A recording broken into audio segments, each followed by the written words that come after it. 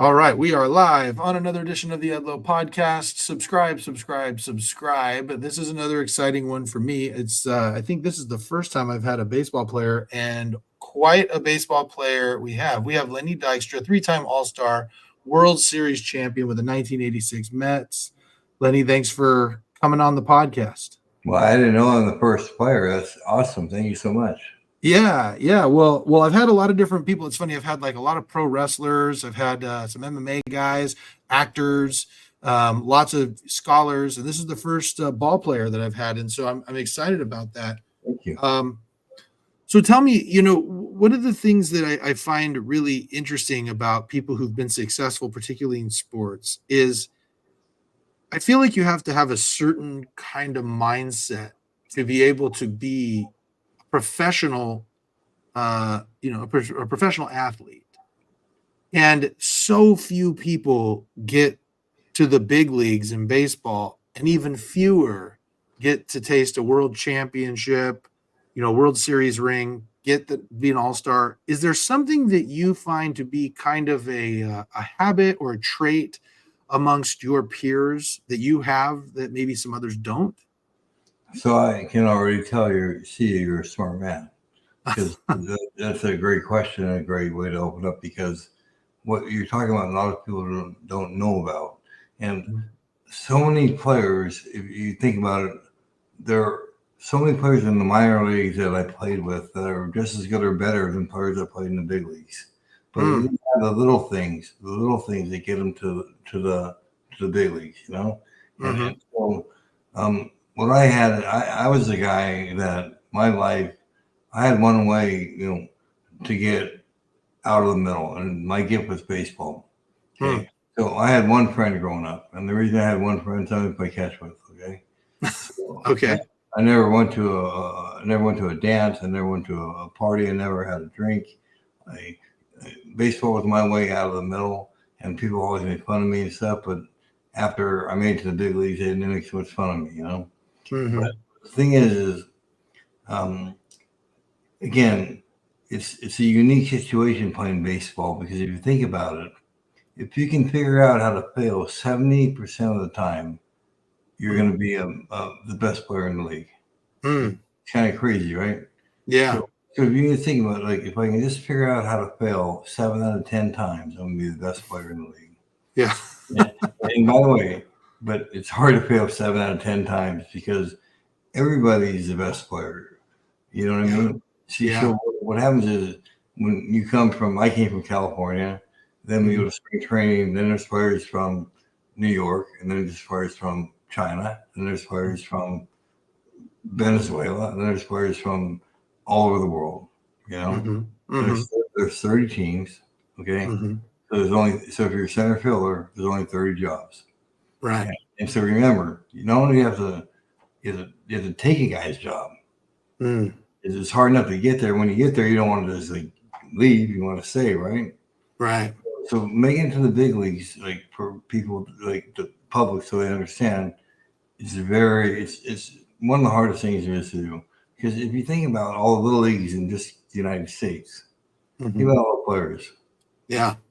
Okay, so many, right? Yeah. And so there's only 30 jobs available. Yeah.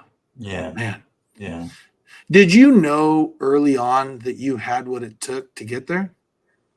I did. It was kind of weird. Even though I was the smallest guy always, and and a funny story, like, I grew up in California, okay, and right. So a lot of good players come here because the weather's so good, you play year round. And so when I was a senior, the New York Mets, and they always have all the scouts come for the top prospects, and so I remember getting in line, all the big prospects. I was only like 5'8" and weighed 150 pounds, And so I'm waiting in line. I'm ready to go. I got myself on. I get there, and the person said, "Are you the bat boy?" I said, "No, I'm not the bat boy. You know who I am? I'm the best player here. That's who I am. I'm Lenny Dykstra." And the Mets scout heard me say that, Yeah. And I'm not bragging. I'm just saying facts. Ended up doing the training tryout, and I ended up outrunning everyone, outthrowing everyone. And the the Mets ended up drafting me in like the 11th round or whatever because I would have won in the first round, but I was small and I didn't fit the the first round profile. Yeah. So now, can you give me an idea? I'm a basketball player, and I get a sense of NBA basketball players. They are year round. It's like it's a 40-hour a week job at least, just practicing all the time. Can you give for my listeners an idea of what it takes to be a professional baseball player? That's like another great question because you just nailed another thing on it. To be a professional baseball player, you have to put the time in, you have to put the work in. Okay. Now, there's 10% of the players is always they're going to be great no matter what. They have that special, they're gifted. But the other 90%, how you do your work, in the off season, how you're disciplined to put your time in, put your work in, and not just say, oh, I'll take 10 swings and I'll go. You know what I mean? So I put the work in, and everything I did was my decision was made. If I do this, will help me get to the big leagues. If the answer was no, I didn't do it. Interesting. When you got to the big leagues, did you always view yourself as the hardest working guy on the team, or was there a teammate where you were like, that guy works harder than anybody I'd ever seen? There was a couple of hard working guys, but they didn't have the talent. And just like there was the guys, they worked hard, real hard. They just didn't have the talent. You know what I mean? I just didn't accept no for an answer, and I was fast. I was, if you're little, you got to be fast. And when I played, I knew that there was people, paying money to watch.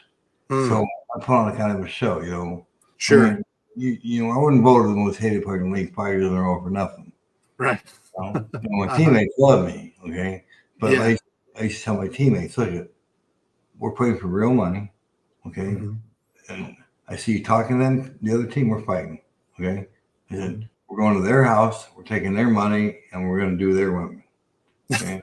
I mean, it was more, I think it's a little different now. Everyone's friends with each other, and so when I played, it was more serious, I think. Yeah, it's funny you bring that up because my son, I have a senior in high school. He just finished his last year of varsity basketball. He's going to try to play some junior college basketball. And but it was just so funny to watch. He goes to a charter school, kind of small, and they knock a player over, they help him up. They're doing these things, and I'm sitting there and I'm just going, where is the grit? I was like, you don't help somebody else up on the other team. You knock them down and you say, get comfortable down there. You know what I mean? Like, that's how I was brought up. And, I played in the 90s. And when I was playing, it was like the bad boys of Detroit were like what you wanted to do. And so it sounds like you kind of approached baseball the same way. And then some. Yeah. Meaning, I told my teammates, look, I see you talking to the other team, we're fighting. I said, we're playing for real money. I said, real money. And they're not going to, we need to get their money. They're not, I said, real money. They're not our friends. Okay. But now, again, I'm not bragging on any other players. I'm not trying to, but it seems like they're all like friends with each other now, Yeah. And like, we weren't friends with, with the other team. You know what I mean? It was a bit more business when I played. Sure. So now tell me what the experience of playing in the World Series. You were still relatively new. I mean, it was only what's that? Playing two, yeah. Yeah. So when you're playing in the World Series, I mean, it was your first couple of years. Was there a moment? Let me back up and say this. So I'm a Sacramento Kings fan, much to my chagrin. And last year was the first time they got to the playoffs. There's a basketball player named Keegan Murray who was a rookie who did a really great job last year. But it was apparent. I was in the crowd, first playoff game. They're playing the Warriors, and I could tell game one, the moment was a little too big for him.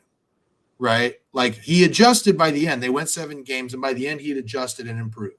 But game one, you could tell he was wide-eyed, deer in the headlights.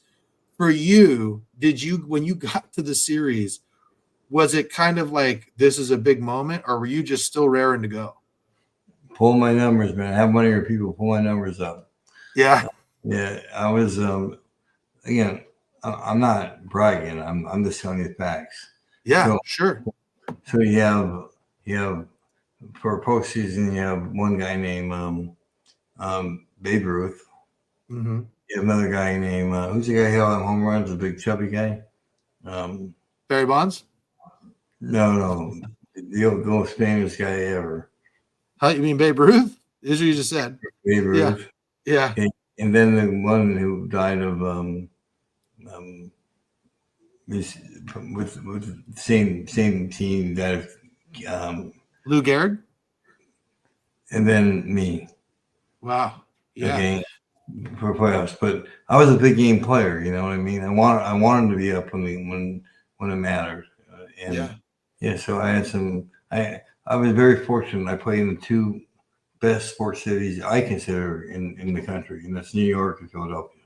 Sure. And got No, to play that's World Series with each of them.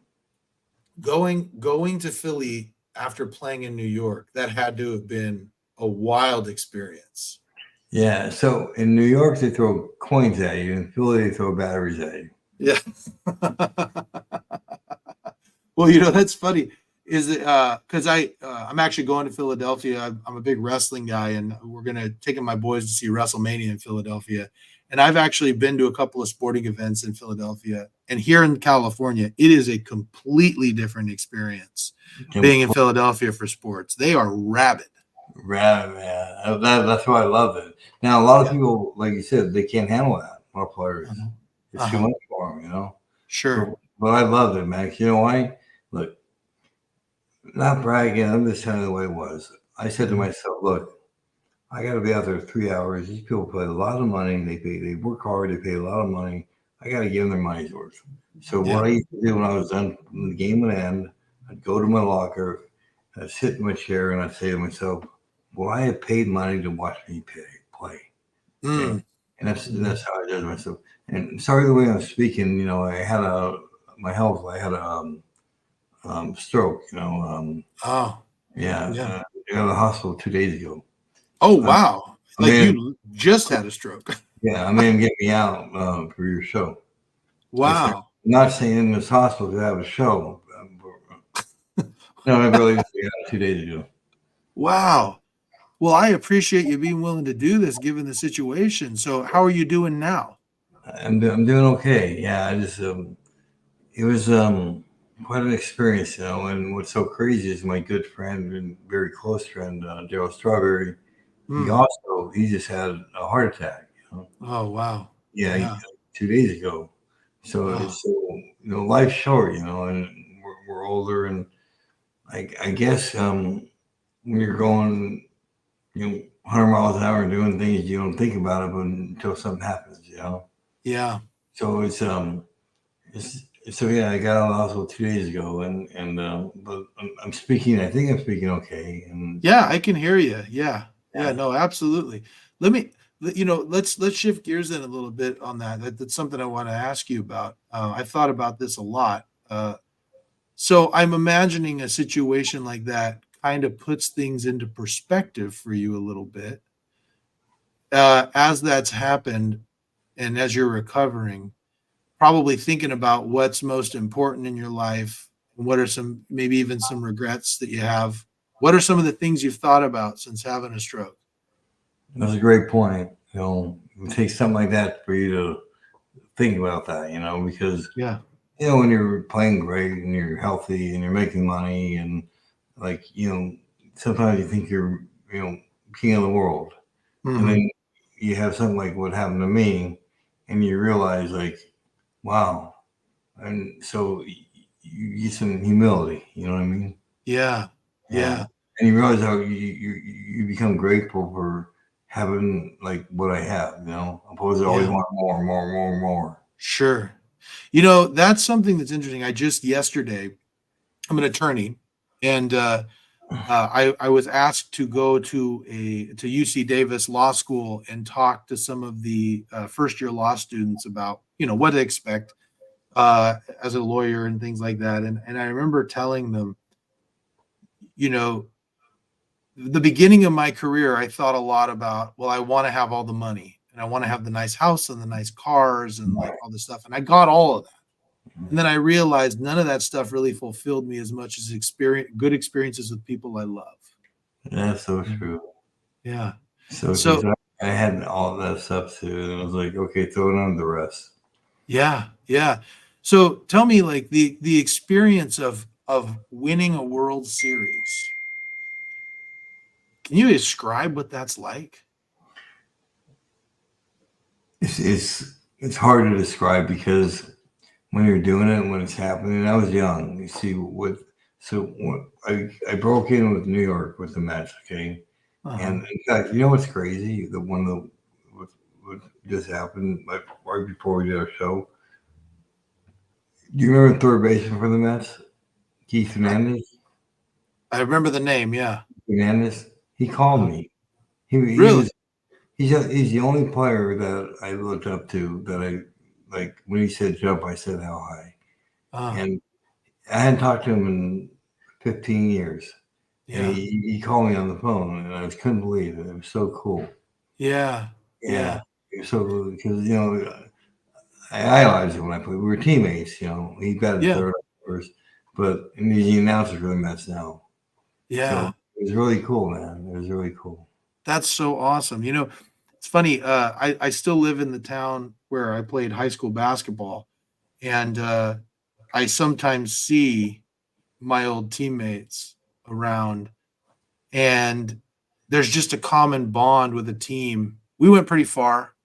We had a player who ended up going to the NBA, Matt Barnes, and you know, your teammates. It doesn't matter how much time passes, you always have that experience together. So true. Yeah, So man. true. So now let's shift gears and talk. I'm sure you've had a little bit of life perspective over the last couple of days. Tell me, was there something? I read a little bit about your childhood. I know that you have an adopted father, and some. You grew up. You said baseball was your way out of the middle, right? Is what you were Mhm. kind of saying. Yeah. Tell me about your childhood and how you feel like that kind of shaped you for your life. So I had a great mother and a great father. So I consider my stepfather, I would never say stepfather, but that's what he is because but Hmm. he's my dad, my only dad. Hmm. In fact, when Hmm. I got to the big leagues, it's kind Hmm. of funny. My real dad, the blood dad, called Hmm. me up and tried to started like a relationship, and I said, "Excuse me, who's this?" He said, "It's Hmm. your dad." I said, "My dad?" I said, "It don't sound like my dad." Why? He said, "It's not my dad. I have a dad. I have a Hmm. dad I love, and it's not you. I don't know you." You know, Hmm. because Hmm. he ditched me and my two brothers, and then Yeah. when he made my mom raised all three of us, and then she married my dad. They both worked at the phone company. He was my coach. He was my everything. Yeah. He's passed, but he was great. So Hmm. he was my dad. Yeah. Yeah.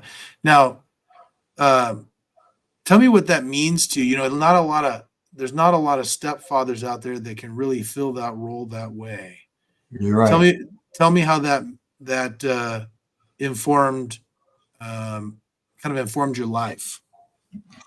Yeah, I mean, the thing is I'm not one of them guys that say, oh, like I'm gonna sit and get therapy. He's done. I mean, I was like 4 years old. He took over being my coach. He was my dad.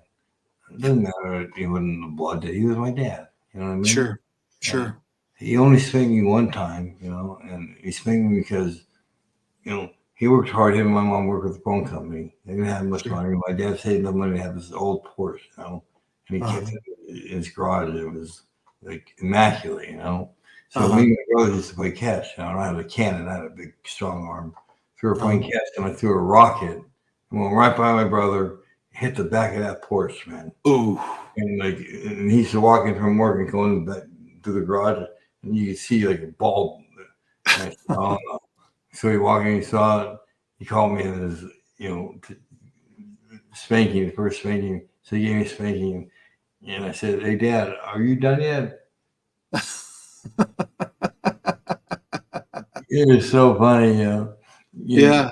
He was a great dad. He was with me all the way, coached me all the Yeah. way through, and I consider myself lucky to have him as a father. Yeah. And how did that inform, I know you have a couple of sons and that you've adopted as well.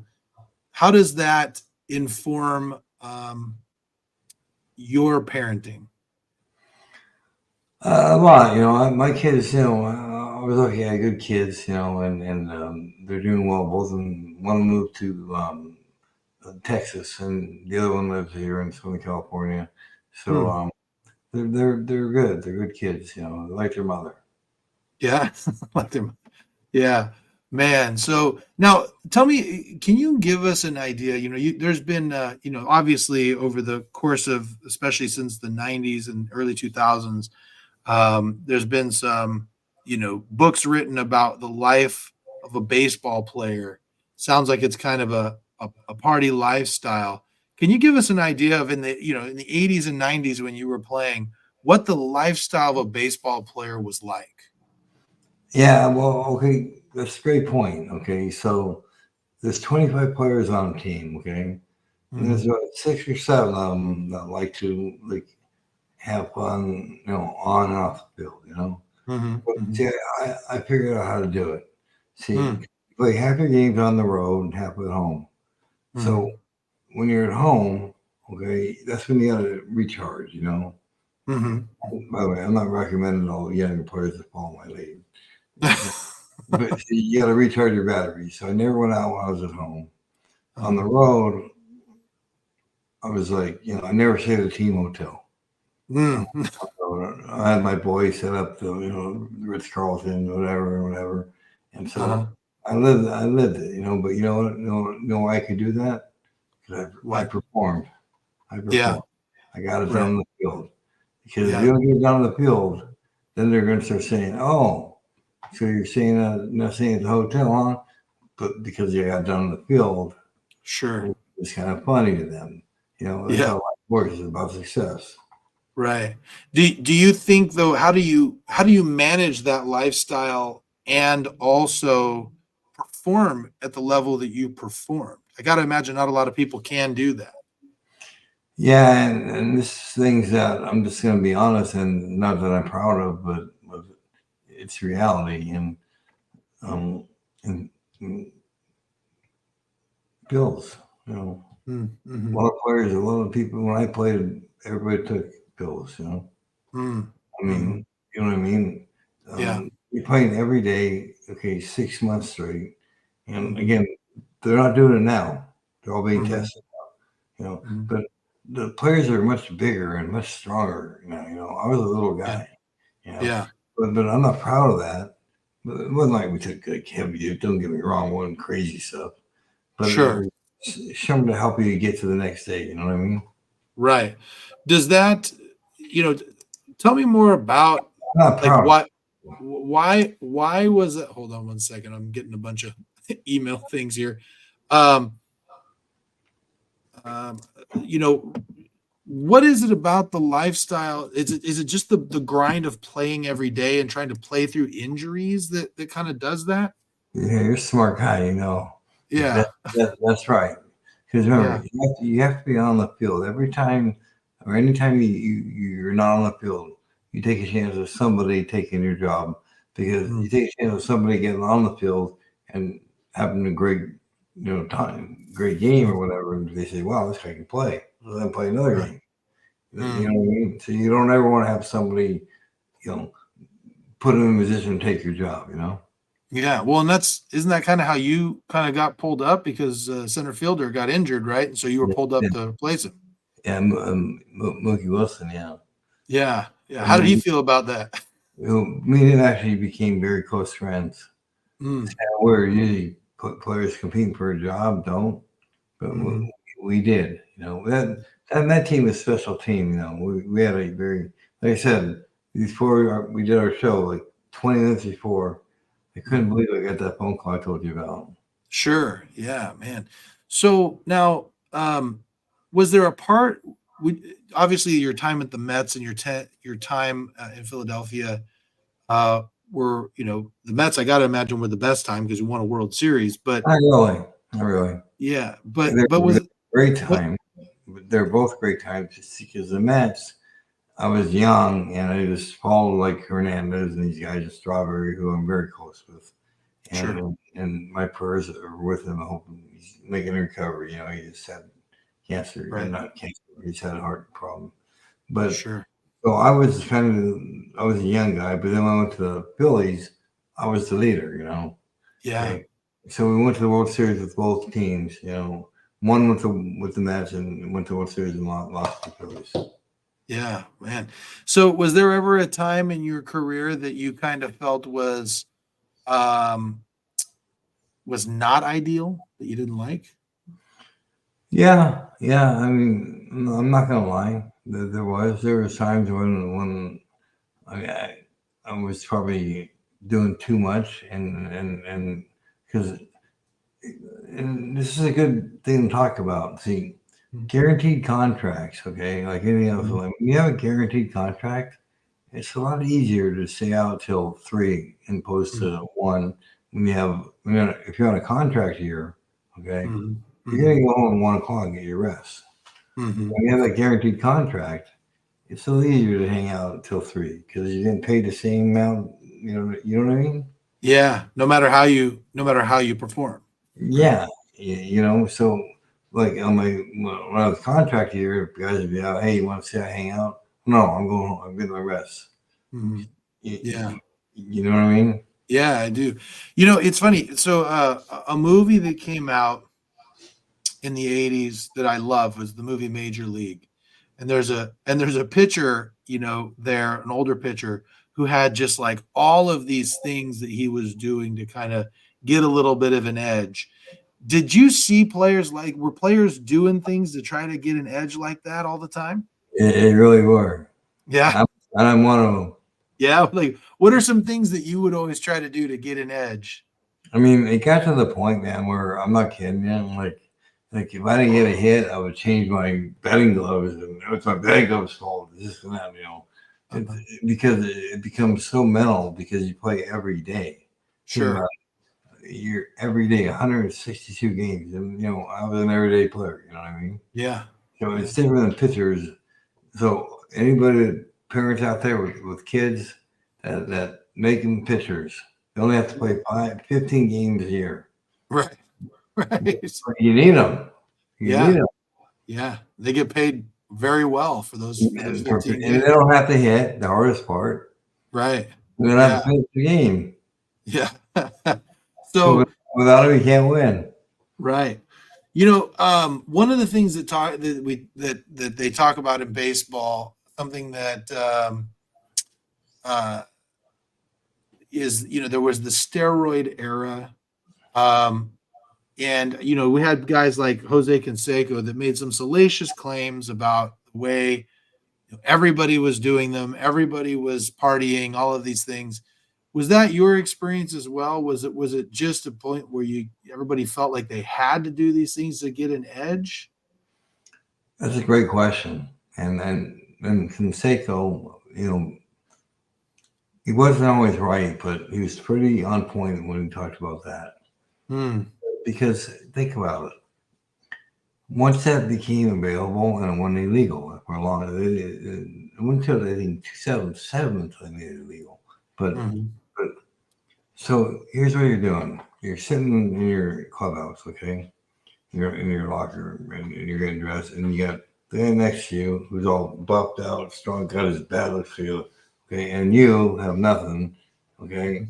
And you Mhm. look and say, okay, so I'm gonna get fired, get a real job, make $60,000, and I'm gonna make 6 million. Really? Right. So Yeah. sometimes you do things that you're not proud of, but Sure. sometimes you do them because there's so much money that you can take care of your family, your mother, your father. You know what I Sure. mean? Yeah. And it was easy to do because it wasn't illegal. Mm. You know what I Mhm. mean? So Yeah. again, I'm not condoning it. It's not, by the way, that's out the door now. They're testing Mhm. on. Right. But how could you not do it? Especially a guy like me. I was Right. 5'9", 160. Sure. Okay. And the year came up, and I knew it was if I didn't perform this year, the year coming up, that was Mhm. that. Okay. Yeah. So I looked and I did my research on it. So I got on that stuff. Okay. Mm. It worked out hard, dedicated. Showed up in spring training 190. Okay. Right. Like a Greek statue. And I walked in the club out in the locker room, and I was like, okay, boys, new sheriff in town. Ain't Reggie Right. Hamm either. Lenny Right. Dykstra. You know what I Yeah. mean? I ended Yeah. up hitting 325. Okay. Because, see, for me, it wasn't that I didn't know how to hit, as you go on. It's a 6-month schedule. So Mhm. I'd always end up at like 140, So Yeah. now I keep my weight on. Okay. Now, by the way, I'm not trying to say this is a good thing, but Sure. for me, it was the only way I could survive in the big leagues for Sure. 6 months. Okay. Right. Right. But again, I'm not proud of what I did, but I did what I had to do for my family.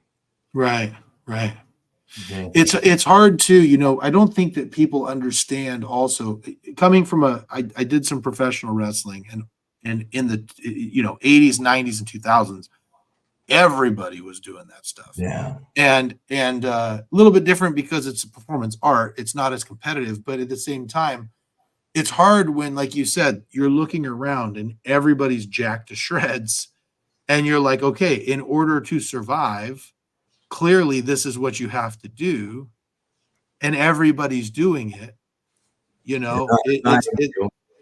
yeah. I mean, I can understand if you're in that environment and everybody's doing it and you're like you said, you have a choice between doing a standard $60,000 year job or a $6 million year job, and you just do a cycle and you're 6 months off, you know, I can understand why someone would want to do that. And what are you gonna do? Have your $60,000 a month a year job and say, you know what? I did the right thing. I did what you know, Right. because you have family, you can help your family, you can help your family. You know what I mean? Yeah. Again, I'm not saying that's the right thing. It's not the right thing, but when my at that station in my life, Mhm. it's something that I made the decision to do, not only for me, for my family. Yeah. Yeah. So now, one of Again, the things that I'm not sorry to interrupt, but the kids listening or anybody listening, it's not the way to go. right. It's not the way to go. It's don't do it. And if you do it, you won't be playing now. Yeah. Right. You know, So one of the things that I always have been curious about for professional athletes is you had a great career, but in the span of life, it's so short. If you're lucky, you play till you're 35.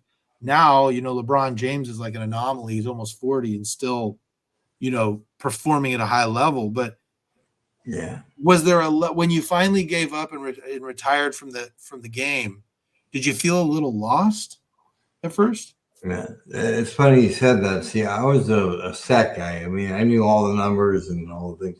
So when players hit 30, and did no, we're talking about the majority, not the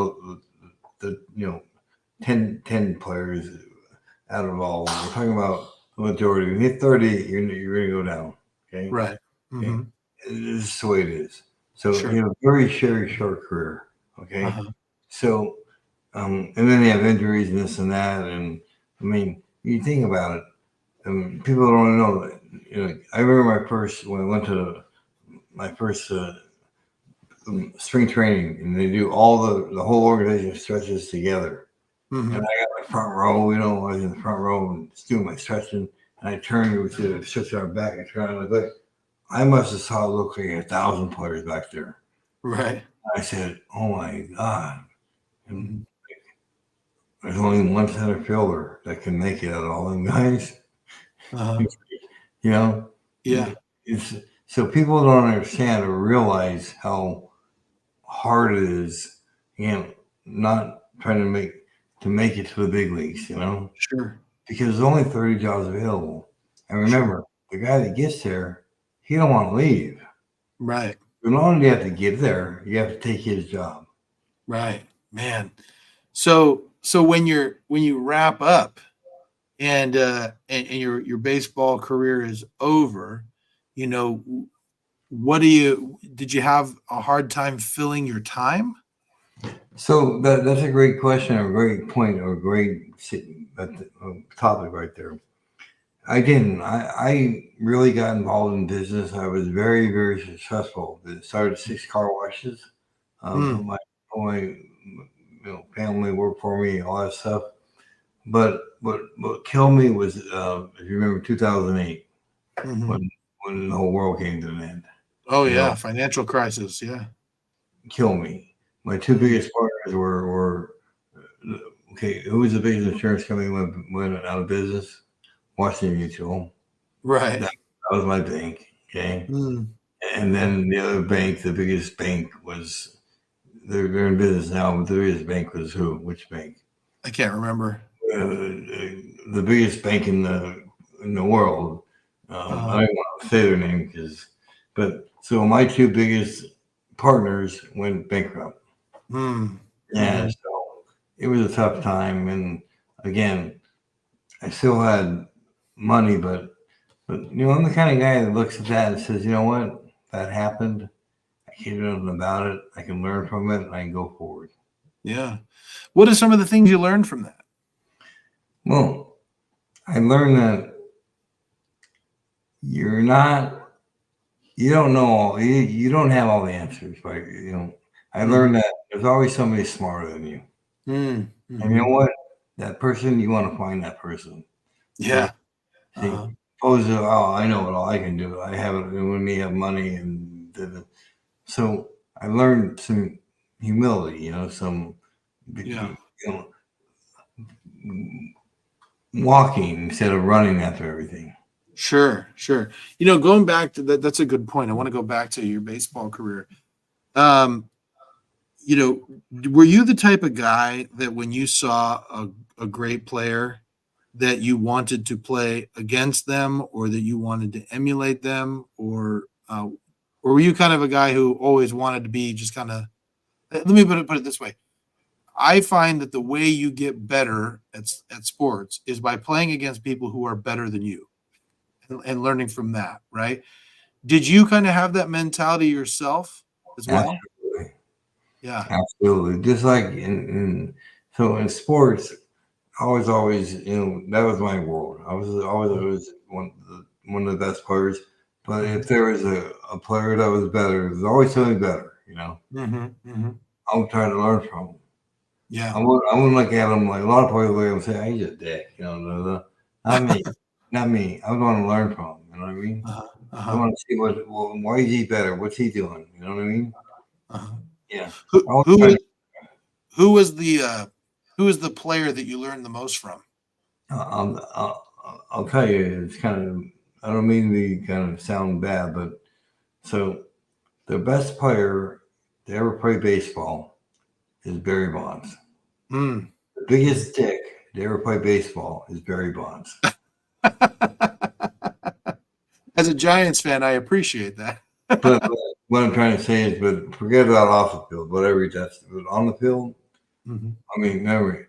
He didn't get many pitches to hit. When he got one, he hit it fair, Yeah, and he hit it man. hard. Yeah, yeah. I got to tell you, watching him play, because I'm here in Sacramento, and so we go to Giants games. That was the thing, and man, I remember when he was on the race to break the record. I was at a game. He hit 2 home runs, and that He, stadium is so hard to hit a home run out of, and he he just hit put, two. he put the league numbers up. It was Yeah, unbelievable. I led yeah. the league in walks 2 years. Okay, and just so you get an idea. One time I walked 130 times. Another was 120 times. Mhm. He walked 265 times one year. Yeah, yeah. It's crazy. He was so good, and it's interesting to hear other players talk about him that way because he's somebody who's it seems like he's not going to get into the hall, because of the Crazy. steroid stuff. That whole thing is a joke. Okay, I Uh huh. mean, three best players in the history of baseball are not going to get in the Hall of Fame. Yeah. Okay. You got him. Of course, you got the hit leader. Okay. Mm-hmm. Pete Mm-hmm. Rose. Okay. Sure. Pete Rose, look, 200 hits in 1 year. Mm-hmm. I got 197. I led the league in everything my best year, but I Mm-hmm. walked a lot. Okay. Uh-huh. He got 200 hits in 23 years. Man. Think about that. First of all, just to play 23 years in the big leagues, Right. he Right. got 200 hits in 23 years. It's Man. crazy. Now, and the other one is the great pitcher from the Red Sox. Oh, yeah, Roger Clemens. Yeah. I faced him. Not a Yeah. lot of pitchers I'm afraid to face. I wasn't afraid of him, but I'm saying who is very dominant. Uh-huh. He's not going to the Hall of Fame. We could go hours on that. That's a whole nother subject. It's a joke. Uh-huh.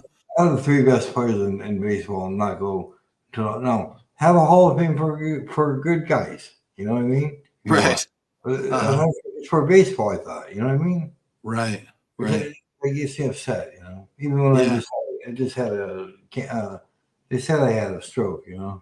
Uh-huh. And I did, I guess. But so my second day back, I'm doing your show, and by the way, you're very smart. By the way. Oh, well, thank you. I really appreciate that.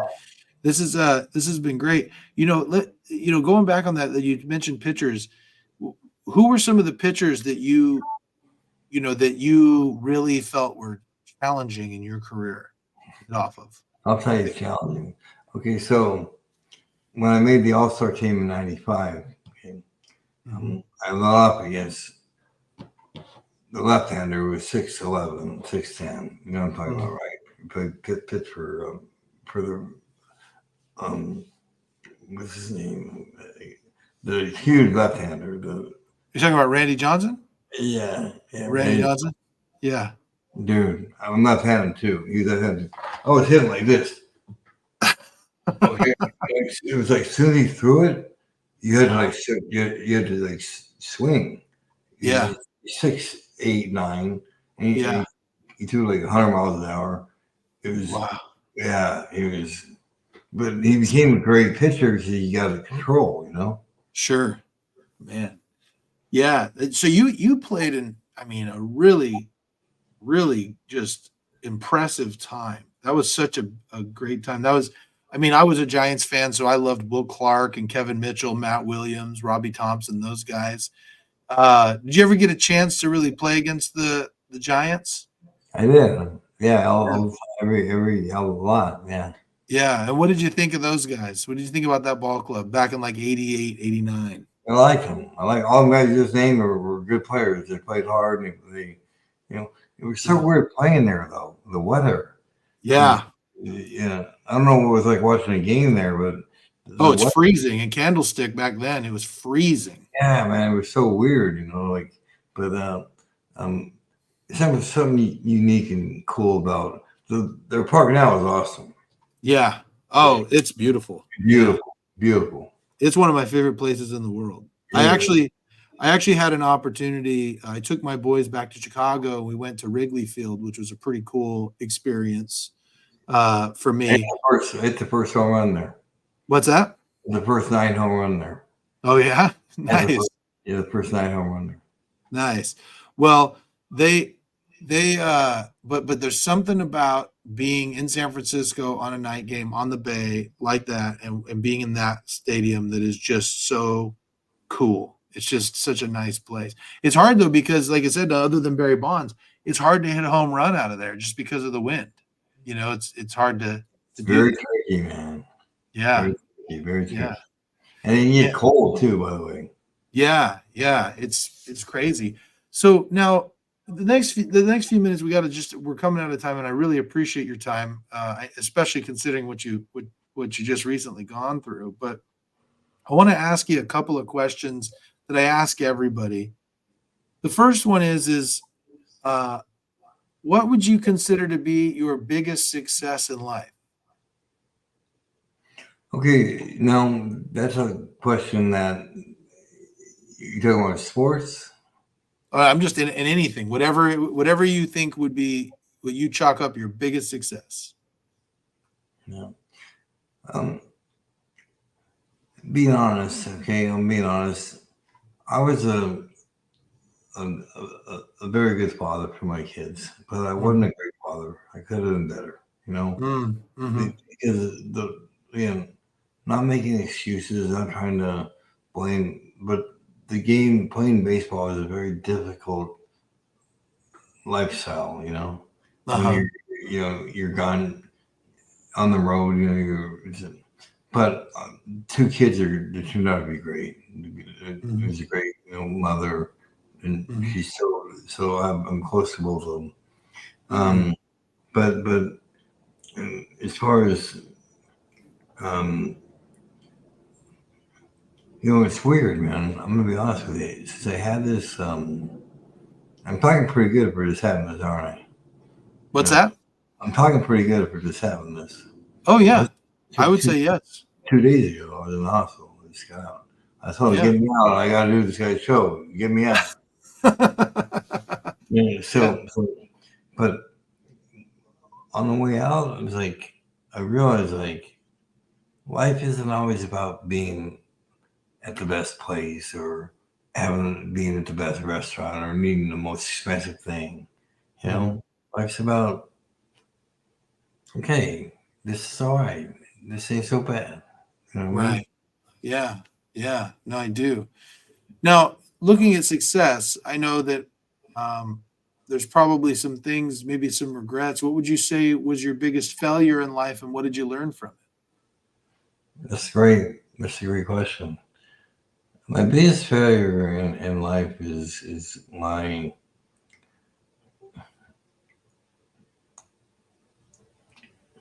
I'll tell you what, man. From being successful on the field, okay, because I pretty much did what I wanted and was successful at doing what I wanted on the field. And I kind of took that same life mentality off the field, and it hurt me. I mean, that same thinking, okay, and by doing that, it set me back. Yeah. And How so? How so? How did that set you back? By making decisions, like in baseball, you make a decision. It's okay, you get another bat, boom, Yeah. But in life, you don't get so many bats, Yeah. You know what I mean? But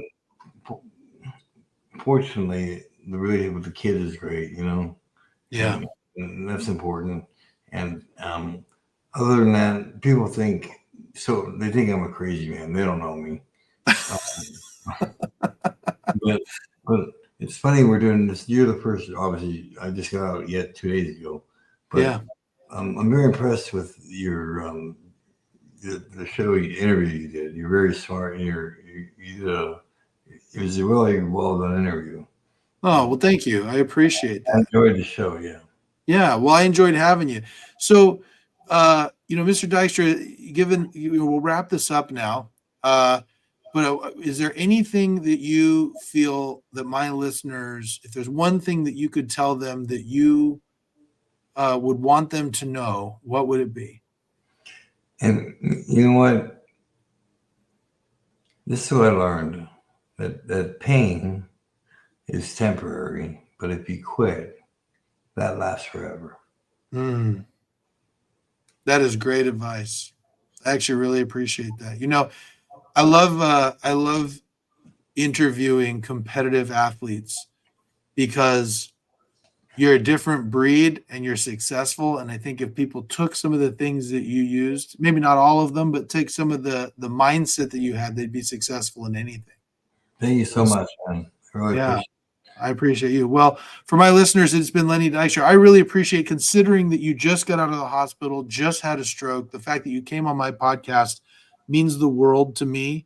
Thank you. I would say that you've led an amazing life and had an amazing baseball career. And I was proud that you were the first baseball player I was able to get on. Thank you so much. I really appreciate you having me. Thank you.